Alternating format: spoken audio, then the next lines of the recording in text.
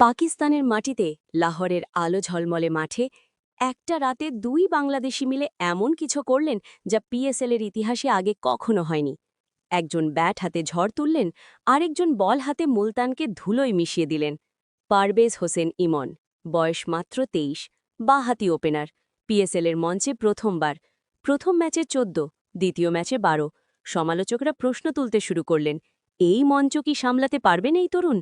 কিন্তু ইমন জানতেন জবাবটা কিভাবে দিতে হয়, ব্যাট দিয়ে। শুক্রবার রাতে বৃষ্টিতে ম্যাচ নেমে এলো ১৩ ওভারে। অনেক ব্যাটারি চাপে গুটিয়ে যান।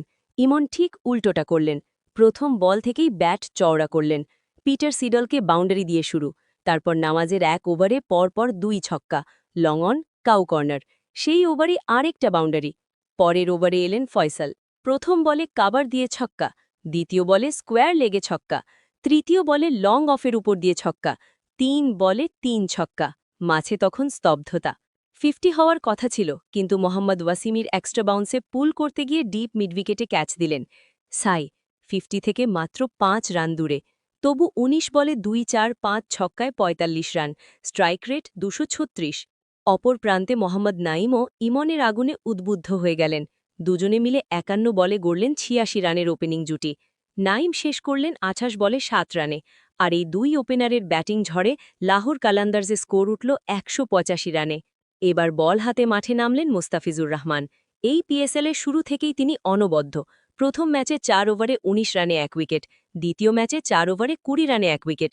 মিতব্যয়ী, নিখুঁত, বিপজ্জনক।